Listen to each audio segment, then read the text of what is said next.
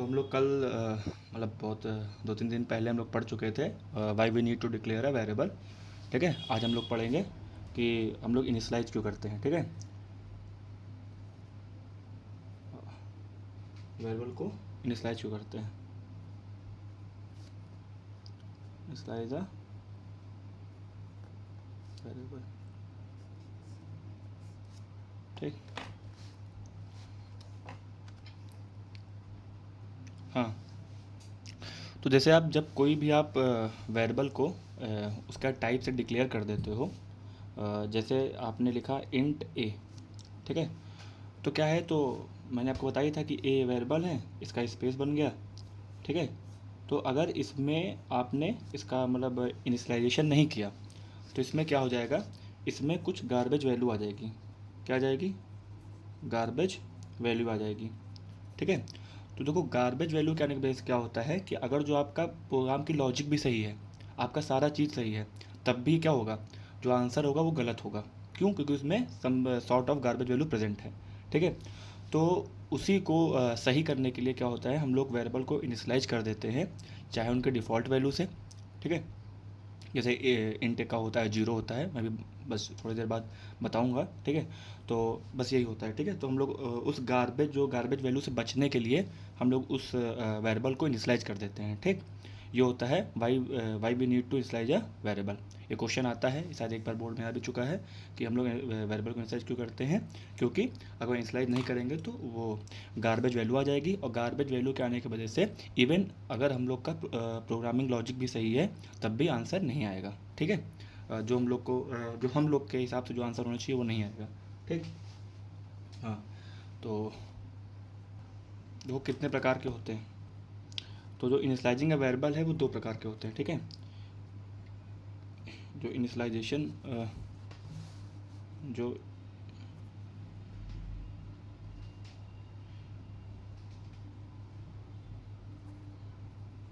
Initialisation होता है वो 2 प्रकार का होता है। एक होता है स्टैटिक और एक होता है डायनेमिक। क्या होता है? डायनेमिक।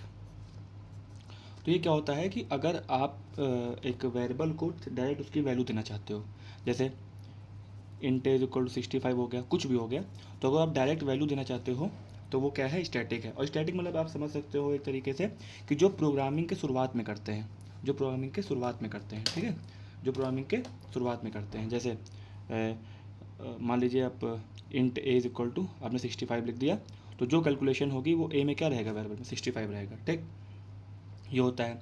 अच्छा, इनकी कुछ डिफ़ॉल्ट वैल्यूज़ होती हैं, इनकी कुछ डिफ़ॉल्ट वैल्यूज़ होती हैं। ये बहुत बार आ चुका है तो देख लेते हैं। ठीक है, जैसे अगर आपको इंट में शुरुआत में कुछ करना हो, ठीक है, अगर आपको नहीं पता है कि इंट में वैल्यू क्या रखनी है, लेकिन शुरुआत में आपको इंट डिक्लेयर कर दिया कि इंट ए है, मतलब एक वेरिएबल है जिसकी टाइप क्या है, इंट है, तो उसको आप 0 से डिक्लेयर कर देना। किससे? 0 से। समझ में आया? अगर फ्लोट है, अगर जो फ्लोट है, फ्लोट एफ मान लीजिए, 0.0 से कर देना। ठीक है, अगर डबल है, अगर क्या है, डबल है, तो उसको 0.0 से। देखिए क्या होता है कि हो सकता है स्टैटिक में आपको पहले ही प्रोग्रामिंग बता रखा हो कि आपको इस वेरिएबल में ये चीज़ मानना है, जैसे इस वेरिएबल में 65 मानना है या इस वेरिएबल में 60.67 मानना है। अगर ऐसा नहीं होता है तो आप ऐसे करोगे, उनका डिफ़ॉल्ट वैल्यू दे दोगे कि इंट ए में 0 आ गया, फ्लोट ए में 0.0 आ गया, डबल डी में 0.0 आ गया। ठीक है, कैरेक्टर में कैर सी में ऐसे कर दो। ठीक है, स्ट्रिंग में स्ट्रिंग एस टी आर में डबल कोट। ठीक है, मैंने बताया था ना कि कैर को दिखाना हो तो क्या होता है, सिंगल कोट वो पक्का कैरेक्टर होगा, डबल कोट वो पक्का क्या होगा, स्ट्रिंग होगा।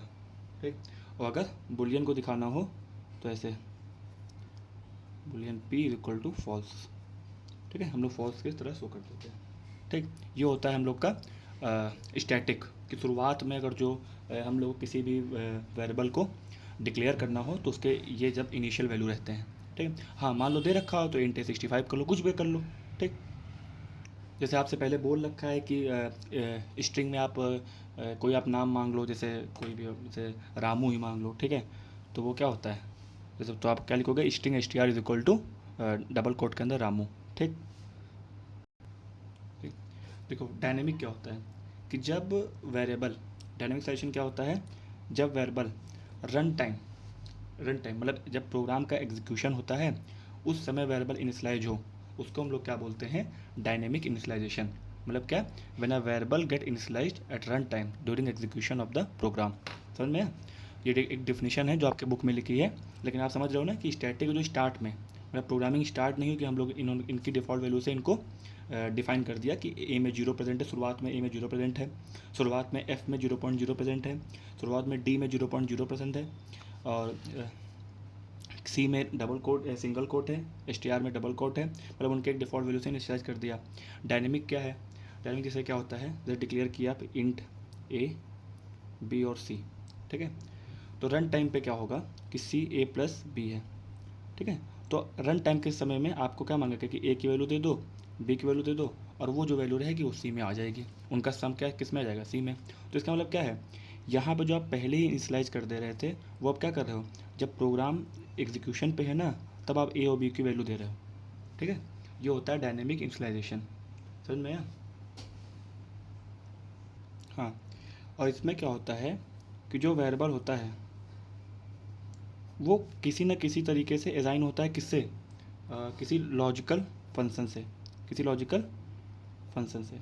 जैसे देखो कि अगर ए की वैल्यू 49 है, ए की वैल्यू इंट ए की वैल्यू क्या है? 49 है, ठीक, तो क्या होगा? जो डी होगा डबल डबल डी वो किसके बराबर होगा? Math dot square T A, ठीक है, तो डी में क्या आ गया? 7.0।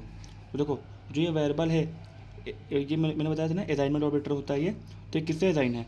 Math dot square T A से, मतलब 49 का स्क्वायर रूट इसमें आ जाएगा डी में, ठीक है, तो ये होता है डायनेमिक इनिशियलाइजेशन।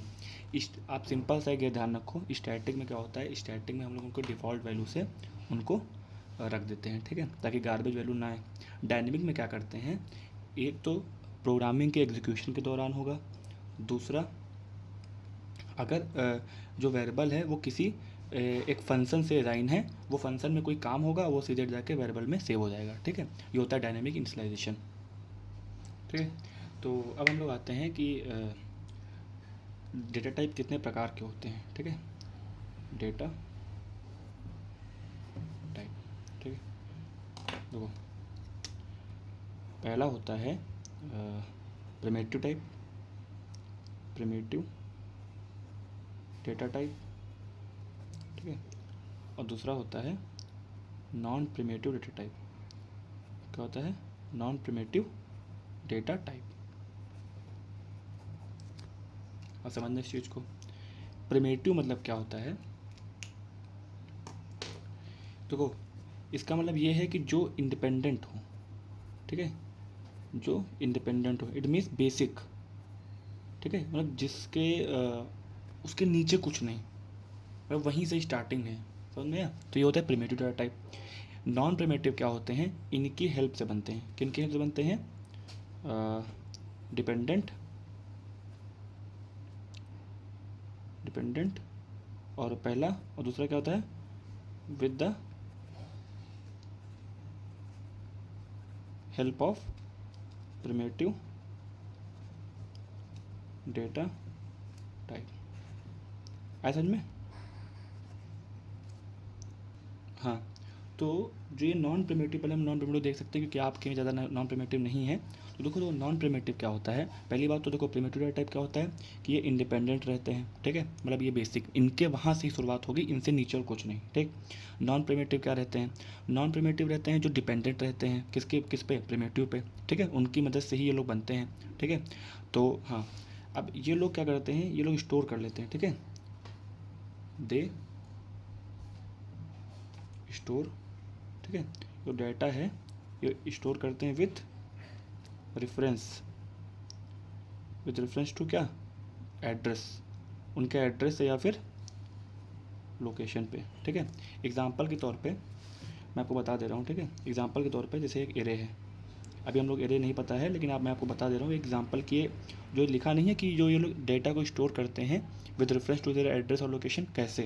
देखो ये एक बना, ठीक है, 1 2 3 4 5 6 में कोई नंबर है, तो आप समझो मैंने कहा कि एरे 2 को बुलाओ, कि मतलब जो घर नंबर 2 है, हाउस नंबर जो 2 है उसको बुलाओ। कहेगा कौन है भैया 2 नंबर पे, देखो ये है ना, ये आ जाएगा यहाँ पे। फिर मैं कहूँगा एरे में कि जो हाउस नंबर 3 है उसको बुलाओ, तो ये आ जाएगा। हाउस नंबर 4 तो उसको बुलाओ, तो ये आ जाएगा। तो आप समझ रहे हो ना कि ये लोग जो डेटा को स्टोर करते हैं with reference to their address करते हैं, विद लोकेशन करते हैं, ठीक है। तो ये होते हैं नॉन प्रिमिटिव डेटा टाइप। 3 प्रकार के होते हैं, ठीक है। और हमको इसके बारे में ज़्यादा जानना भी नहीं है, बस थोड़ा सा जानना है कि होते क्या हैं, जो मैंने आपको बता दिया। ये होते हैं, एक होता है क्लासेस, एक होता है एरे जो मैंने आपको अभी जस्ट एग्जांपल समझाया, एक होता है इंटरफेस। क्या होता है? इंटरफेस, ठीक है।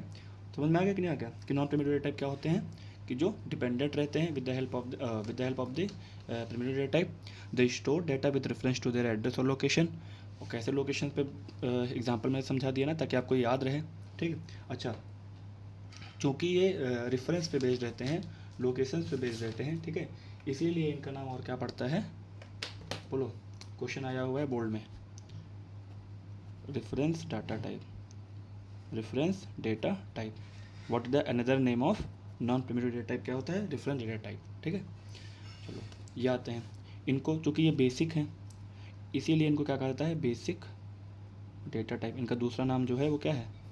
बेसिक डेटा टाइप है। आया समझ में? देखो अब बेसिक क्या होते हैं? बेसिक में भी 2 प्रकार हैं, एक होता है न्यूमरिक, ठीक है, और एक क्या होता है? Non numeric. एक होता है न्यूमरिक, एक होता है नॉन न्यूमरिक। देखो न्यूमरिक क्या होते हैं? इंटीजर हो गया, क्या हो गया? इंटीजर हो गया। और एक क्या हो गया? फ्लोटिंग हो गया। नॉन न्यूमरिक में क्या हुआ? कैरेक्टर्स हो गए। क्या हो गए? कैरेक्टर्स हो गए। और एक हो गया बुलियन। समझ में आया? तो हम लोग को इस पे जोर देना है, इन चारों पे जोर देना है, ना कि इन पे, क्योंकि ये मैंने आपको बता दिया कि ये लोकेशन और मेमोरी पे होते हैं। तो बस इतना ही जानना है आपको, इतने में से ही क्वेश्चन आ जाएगा बोर्ड में, ठीक है। इनके बारे में जानते हैं, इससे बहुत बार क्वेश्चन आता है, ठीक। ऐसे में चलो प्रिमिटिव देखो, तो जो प्रिमिटिव डेटा टाइप रहते हैं, क्या? प्रिमिटिव डेटा टाइप, इनको हम लोग क्या बोलते हैं? Pre defined. क्या बोलते हैं? Pre defined. या फिर हम लोग क्या बोलते हैं? इनबिल्ट। क्या बोलते हैं? इनबिल्ट। क्यों? क्योंकि इनको कौन बनाया था? इनको कौन बनाया था? इनको कौन डिफाइन किया था? जावा डेवलपर्स ने। कौन किया था? जावा, हाँ, जो जावा डेवलपर्स होते हैं उन्होंने इनका बनाया था, इसीलिए इनको क्या बोलते हैं? प्री डिफाइन या इनबिल्ट डेटा टाइप। इसीलिए इनको प्रिमिटिव डेटा टाइप भी कहा जाता है, मैंने इनको बनाया गया। इसके आगे से कुछ शुरुआत होगा, पीछे से कुछ नहीं, ठीक है। ये बात ध्यान रखना। हाँ, अब हम लोग पढ़ते हैं एक एक करके इंटीजर, या ध्यान से देना, ठीक है। इंटीजर देखो, मैंने आपको पहले बता रखा है कि मैंने आपको इंटीजर लिटरल्स के बारे में बताया था, है ना।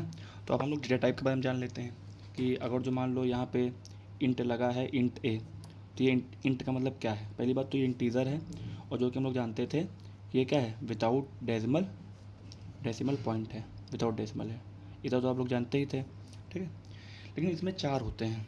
इसमें क्या होते हैं? 4 होते हैं।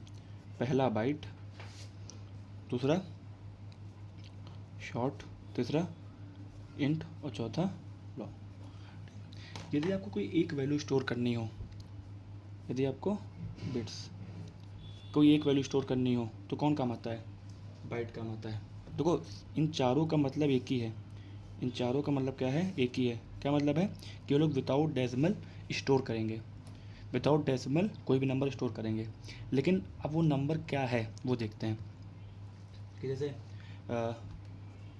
Bite a is equal to 5 है, इसका मतलब क्या है? 5 5, ये असाइनमेंट ऑपरेटर है, ये कांस्टेंट है, ये वेरिएबल है, और ये उसकी टाइप है। तो जो 5 है वो स्टोर किस में हो गया? वेरिएबल ए में, जिसकी टाइप क्या है? बाइट है, ठीक है। इसका मतलब अगर सिंगल कोई नंबर है विदाउट डेसिमल, तो वो बाइट के अंदर, वो बाइट नाम के जो डेटा टाइप है उसमें स्टोर होगा, ठीक। लेकिन अगर 2 नंबर हैं, अगर 2 नंबर हैं, जैसे short b is equal 12, short b is equal 12, तो इसका मतलब है 12 is a constant store in a variable b which is of short type. तो इसका मतलब क्या है? क्या को जैसे इसमें 1 डिजिट से, इसमें 2 डिजिट्स हैं, अगर विदाउट डेसिमल, तो क्या है? वो किस में स्टोर होगा? शॉर्ट में। ठीक।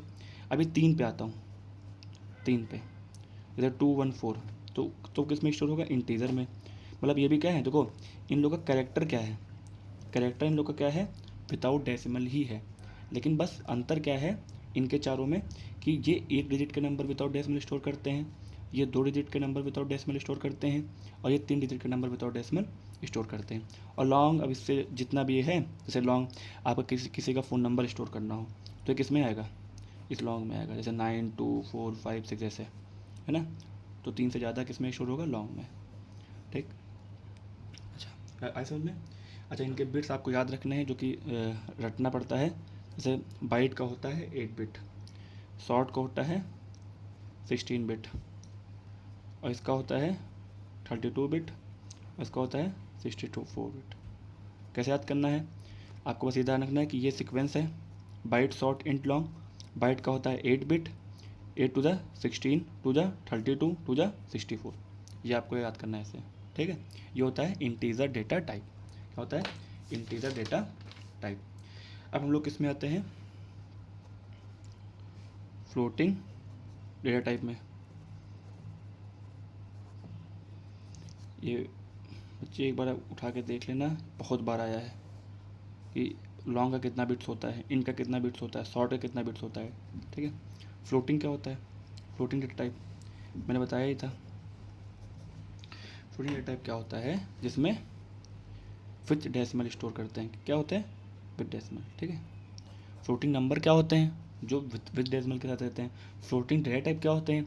जिसमें विथ डेसिमल वाले नंबर ही स्टोर होंगे, विथ डेसिमल वाले नंबर ही, विथ डेसिमल वाले नंबर ही स्टोर होंगे। ठीक। देखो इसमें भी 2 होते हैं, एक होता है फ्लोट, एक होता है डबल। ठीक है। इनके बिट्स देख लेते हैं क्या होते हैं। देखो, अगर आपको 3 से 4 नंबर तक स्टोर करना हो, जैसे कैसे? Float m is equal to 43.467, इतना भी, तो इतने तक फ्लोट चलता है कि अगर डेसिमल के बाद 3 से 4 नंबर हैं तो कौन स्टोर करेगा? देखो इन दोनों कैरेक्टर क्या है? विथ डेसिमल वाले ही हैं, लेकिन फ्लोट क्या है? डेसिमल के थोड़ा सा 2-3 नंबर अगर जो है तो फ्लोट स्टोर करेगा। अगर बहुत ज़्यादा नंबर है, जैसे ऐसे float sorry double d is equal to 0.0003467 ऐसे है, तो देखो बहुत नंबर है, 1 2 3 4 5 6 7 8 7 8 नंबर है ना। तो अगर डेसिमल के बाद बहुत ज़्यादा नंबर है तो कौन स्टोर करेगा? डबल। लेकिन दोनों का कैरेक्टर क्या है? सेम है कि ये विथ डेसिमल वाले नंबर ही स्टोर करेंगे। ऐसा समझ में? ये होता है फ्लोटिंग डेटा टाइप। और यहाँ से हम लोग का ख़त्म होता है न्यूमरिक। अब हम लोग आते हैं किस पे? हाँ, इनके बिट्स ध्यान रखना। इसका होता है 4 बाइट होता है, और इसका कितना होता है? 8 बाइट। ऐसा समझ में?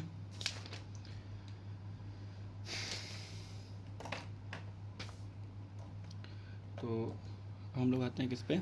नॉन न्यूमरी पे। नॉन न्यूमरी कितने प्रकार के थे? एक था करेक्टर और एक था बुलियन। ठीक है। तो सबसे पहले हम लोग क्या पढ़ लेते हैं? बुलियन।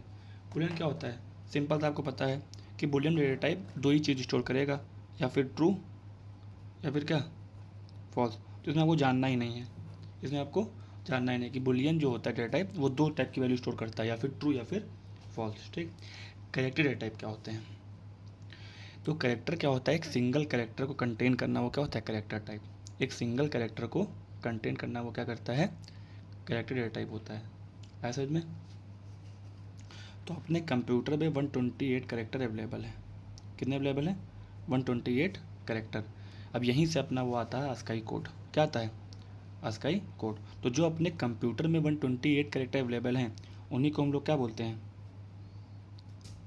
ASCII characters. क्या बोलते हैं? ASCII characters. ठीक है, ध्यान में याद रखना, थोड़ी याद रखना। ठीक। और हर कैरेक्टर को क्या होता है? हर कैरेक्टर को एक कोड दिया जाता है, एक कोड दिया जाता है, उसको हम लोग क्या बोलते हैं? ASCII code. ठीक है। क्या होता है कि अपने कैरेक्टर में अपने जो कंप्यूटर में 128 कैरेक्टर्स होते हैं जिनको हम लोग ASCII कैरेक्टर्स बोलते हैं, और हर एक कैरेक्टर का कोड होता है जिनको हम लोग क्या बोलते हैं? ASCII कोड बोलते हैं। ठीक है, कैसे होते हैं देख लो क्या होता है। तो अगर जो कैपिटल ए से जेड है अस्काई, तो उसका क्या है 65 to 90 है। स्मॉल ए से जेड तक है तो वो है 97 to 122। 0 to 9 है, ये है 0 है, ठीक है। तो 48 से 57 है, ये है अस्काई कोड, ठीक है। कि ए का कोड क्या है 65, बी का कोड क्या है 66, सी का क्या है 67, ऐसे ही जेड तक है। स्मॉल ए का कोड क्या है 97, स्मॉल बी का कोड क्या है 98 है, ठीक है। एक चीज़ और ध्यान रखना, ठीक है। देखो सिंगल कैरेक्टर है, अगर जो क्या है सिंगल कैरेक्टर है, तो वो काम कौन करता है, कैर करता है। कौन करता है, कैर डेटा टाइप। क्या होता है CHAR, कैर डेटा टाइप करता है। इसमें कितना है 2 बाइट्स रहते हैं। क्या होता है 2 बाइट्स रहते हैं। एग्जाम्पल क्या है, एग्जाम्पल के तौर पर char C is equal to A। तो अगर तो आपको सिंगल कैरेक्टर को स्टोर कराना हो तो हम किस डेटा टाइप का स्टोर करेंगे, किस डेटा टाइप को यूज करेंगे, कैर का। अगर तो आपको सिंगल कैरेक्टर ज़्यादा स्टोर कराना हो, ठीक है, तो किसका ही जाएगा, अपना भाई स्ट्रिंग। इसका बहुत काम है, इसके नाम पे एक चैप्टर बना है, ध्यान रखना, ठीक। तो इसके अगर कोई बिट्स पूछे तो कह देना more than 2 bytes, more than 2 bytes होता है। और एग्जाम्पल के तौर पे हम लोग लेते हैं स्ट्रिंग str, आपको सेव करना हो कंप्यूटर, तो कंप्यूटर क्या है बहुत कैरेक्टरों से बना हुआ है ना, इसीलिए किस में स्टोर हो गया, स्ट्रिंग में स्टोर हो गया, ठीक है। हाँ, आया समझ में। हाँ, तो अब हम लोग ने क्या पढ़ लिया, डेटा टाइप पढ़ लिया, क्या क्या होता है क्या नहीं होता है। मतलब आपको एक चीज़ को ध्यान रखना है अच्छे से, कि जैसे मैंने कहा कि इंट ए 45 है, मैंने कहा इंट ए 45 है, इसको ये मतलब है क्या। देखो मैंने पढ़ाया था, इसका मतलब क्या होता है, असाइनमेंट ऑपरेटर होता है ना, कि वैल्यू को असाइन करता है, कि मतलब कांस्टेंट को वेरिएबल में स्टोर करवाता है, ठीक है। ये होता है असाइनमेंट ऑपरेटर। ये क्या होता है, लिटरल्स होते हैं। ये क्या होते हैं, लिटरल, जो हमेशा प्रोग्राम के पूरे प्रोग्राम में ये लोग कांस्टेंट रहेंगे। ये क्या होते हैं, वेरिएबल्स होते हैं। इनका दूसरा नाम क्या था, आइडेंटिफायर था। इनका दूसरा नाम क्या था, आइडेंटिफायर था। और ये जो अभी हम लोग ने पढ़ा है क्या है, डेटा टाइप है, कि वेरिएबल कौन से टाइप का है, ठीक है। तो क्या है, अगर इसको कोई बताए कि इसको मतलब है क्या, तो लिख दो 45 stored in a variable a of integer type. ध्यान रहेगा, जैसे string str is equal to computer, तो कैसे लिखोगे, कंप्यूटर स्टोर्ड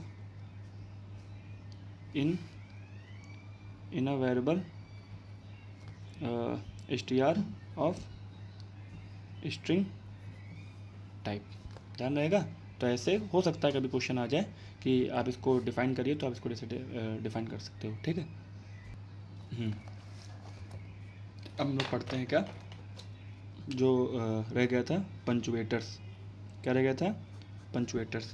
देखो पंचुएटर्स होता क्या है, एक स्पेशल कैरेक्टर की तरह, क्या होता है, एक स्पेशल कैरेक्टर की तरह जावा में यूज होते हैं, used in Java, special character की तरह, ठीक है। देखो होता क्या है, इसमें एक होता है डॉट। क्या होता है, डॉट। डॉट क्या करता है, डॉट दिखाता है स्कोप ऑफ अ फंक्शन। क्या बताता है कि फंक्शन की स्कोप कितनी है। जैसे सिस्टम डॉट आउट प्रिंटलेन, हुआ कि नहीं हुआ, सिस्टम डॉट प्रिंटलेन। तो क्या है, यहाँ तो डॉट लगा है ना, इस फंक्शन की स्कोप बता रही है, किसकी स्कोप कितनी है। एक समझ लो, एक तरीके से आप ऐसे याद रखो कि इसकी पहुँच कितनी है। आया समझ में। फिर होता है एक ये बहुत यूज होगा आपके पूरे प्रोग्रामिंग भर में, ये यूज होगा। तो इस क्या होता है, सेमी कॉलन। क्या होता है, सेमी कॉलन। इसका मतलब क्या है, ये होता है स्टेटमेंट। क्या होता है, स्टेटमेंट टर्मिनेटर। इसका मतलब क्या है वैसे, इसका मतलब है कि ये दिखाता है कि स्टेटमेंट का जो अब एंड हो चुका है, एंड ऑफ ए स्टेटमेंट। मतलब अगर सेमी कॉलन के बाद जो स्टेटमेंट रहेगा वो अलग स्टेटमेंट है, और ये अलग स्टेटमेंट है। आया समझ में। सेमी कॉलन के पहले वाला दूसरा स्टेटमेंट है, और सेमी कॉलन के बाद वाला दूसरा स्टेटमेंट है, ठीक है। इसीलिए उसको क्या बोलते हैं, स्टेटमेंट टर्मिनेटर, टर्मिनेट कर देता है। आया समझ में। तो एग्जाम्पल के तौर पे हम लोग देख लेते हैं कि इंट ए क्या है 5 है और सिस्टम डॉट आउट प्रिंटलन क्या है ए। तो ये एक अलग स्टेटमेंट है, ये एक अलग फर्स्ट मान लो, और ये क्या है फर्स्ट स्टेटमेंट है, और ये क्या है सेकंड स्टेटमेंट है। आया समझ में? ये होता है क्या, ये होता है आपका पंचुएटर्स। समझ में आया? ठीक है। तो हाँ ये ध्यान है कि ये लोग क्या है एज ए स्पेशल कैरेक्टर की तरह यूज होते हैं। अब हम लोग क्या पढ़ते हैं सेपरेटर्स। क्या सेपरेटर, आज थोड़ा क्लास देर तक चलेगी, ध्यान रहे ना। ठीक है। सेपरेटर्स क्या होते हैं? सेपरेटर भी एक स्पेशल कैरेक्टर की तरह ही अपने जावा में यूज होते हैं, स्पेशल कैरेक्टर की तरह ही अपने जावा में यूज होते हैं, ये ध्यान रहना। तो ये क्या होते हैं? पहला ब्रेसेस, पहला क्या होता है ब्रेसेस, जैसे ये। ठीक। दूसरा क्या होता है कर्ली ब्रैकेट, दूसरा क्या होता है कर्ली ब्रैकेट जैसे ये।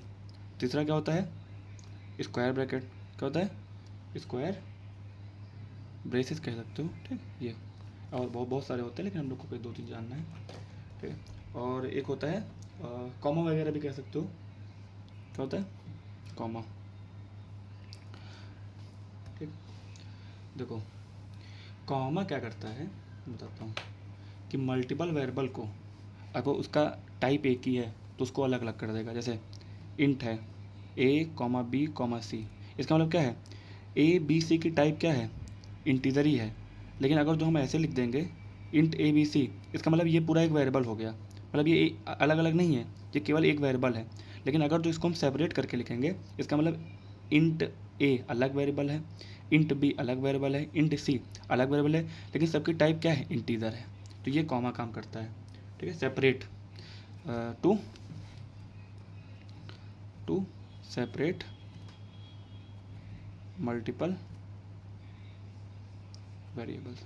ऐसा में स्क्वायर ब्रैकेट क्या काम करता है, इसको आपको याद करना है। सेल नंबर डायमेंशनल एरे का सेल नंबर स्टोर करता है। क्या करता है, इसको रट लेना है, डायमेंशनल एरे का सेल नंबर स्टोर करता है। ऐसा में कर्ली ब्रैकेट क्या करता है, हाँ इसका काम बहुत है। ठीक है। इनक्लोज मतलब सबको एक साथ करना, enclose a group of statement, enclose a group of statement to form a compound, statement. जैसे देख लो यहाँ पे एग्जांपल एक तरीके से, मान लो ये प्रोग्रामिंग शुरू हुई, int is equal to c plus d, मान लेते हैं एक प्रोग्रामिंग है ऐसे, मैं 100 मिनट बता रहा हूँ क्या होता है। और f is equal to a into d, कुछ भी कह लो, सिस्टम डॉट प्रिंट एफ और सिस्टम डॉट प्रिंट ए, बंद हो गई। इसका मतलब क्या है कि ये बहुत सारे स्टेटमेंट को इनक्लोज करता है एक कंपाउंड स्टेटमेंट बनाने के लिए। तो वो काम कौन करता है, कर्ली ब्रैकेट करता है, जो कि आपके पूरे प्रोग्रामिंग भर में ही यूज होगा। ऐसा में ब्रेसेस क्या करते हैं, किसी भी अर्थमेटिक या जैसे किसी भी अर्थमेटिक या फिर रिलेशनल एक्सप्रेशन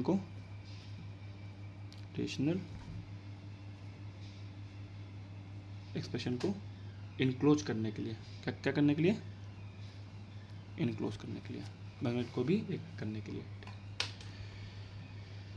ये होते हैं ब्रेसेस। आया समझ में?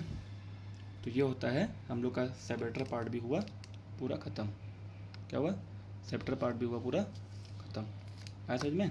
तो हम लोग ने क्या क्या पढ़ा, उन्होंने पढ़ा कि इनिशियलाइजेशन क्या होता है, स्टैटिक डायनेमिक। फिर हम लोग ने पढ़ा कि सेपरेटर पंचुएटर पढ़ ही लिया था, इसका डेफिनेशन हमने पढ़ा होता क्या है। फिर हाँ ये सब पढ़ा। इंटीजर, ये बहुत ध्यान रखना, बाइट्स बिट्स कितने होते हैं। ठीक है। फ्लोटिंग के, इंटीजर के, नॉन न्यूमरिक के और कैरेक्टर बुलियन के। ठीक है। कैरेक्टर अगर सिंगल स्टोर करना है तो कैर में स्टोर करेंगे, ये डेटा टाइप है। अगर तो 2 स्टोर करना है, 2 से ज़्यादा स्टोर करना है, 1 से ज़्यादा, तो किस में करेंगे, स्ट्रिंग में करेंगे। ठीक है। ये तो आज ये जो बेसिक क्लास था, ये मुझे मेरे लिए थर्ड क्लास है ना, तो हम लोग ये या तो फोर्थ में या तो फिफ्थ में हम लोग का बेसिक्स पूरा हो जाएगा, क्योंकि अब केवल 2-3 बचे हैं। एक रिलेशन ऑपरेटर बचा है, एक लॉजिकल ऑपरेटर, और एक टाइप कन्वर्जन बचा है। ठीक है, वह type conversion means type casting वगैरह, और एक बचा है pure arithmetic and mix expression. तो ये सब तो एक ही लेक्चर में हो जाएगा। तो हम लोग मतलब शायद हो सकता है कल ही हम लोग हमारा अपना जो बेसिक पार्ट है वो पूरा हो जाए। उसके बाद हम लोग किसके आएंगे, अपने वही ऑपरेटर वगैरह पे। तो वहाँ से हम लोग का एक फाउंडेशन बनना स्टार्ट हो जाता है प्रोग्रामिंग का। जैसे ये भी फाउंडेशन है कि इंटीजर डेटा टाइप क्या होते हैं, फ्लोटिंग, ये बहुत अच्छा से ध्यान रखना। हाँ, प्रिमिटिव के नाम क्या होते हैं, प्री डिफाइंड इनबिल्ट क्यों रखे गए, क्योंकि इनको जावा डेवलपर्स ने ही बनाया था। दूसरी बात, सॉरी तो हिंदी खुल गया। हाँ, हाँ, दूसरी बात क्या है कि नॉन प्रिमिटिव क्या होते हैं कि जो कि डिपेंड करते हैं विद द हेल्प ऑफ, हाँ, डिपेंडेंट होते हैं, और जो कि किसकी मदद से बनते हैं, प्रिमिटिव डेटा टाइप की मदद से बनते हैं। ये क्या स्टोर करते हैं, with reference to their address और लोकेशन। मैंने समझा दिया था कि ये देखो एग्जांपल था, आप एक बार देख लें एग्जांपल प्रिमिटिव टाइप। ठीक है, जनरेशन। तो जब हम लोग कल बेसिक पूरा कर लेंगे, उसके बाद हम लोग जो बोर्ड से आए हुए क्वेश्चन हैं बेसिक से, हम लोग उसको डिस्कस करके अपने जो चैप्टर हैं ऑपरेटर वगैरह उन पे चलेंगे। ठीक है, तो परेशान मत होइएगा, जल्दी हम लोग प्रोग्रामिंग पे भी आ जाएंगे। Thank you.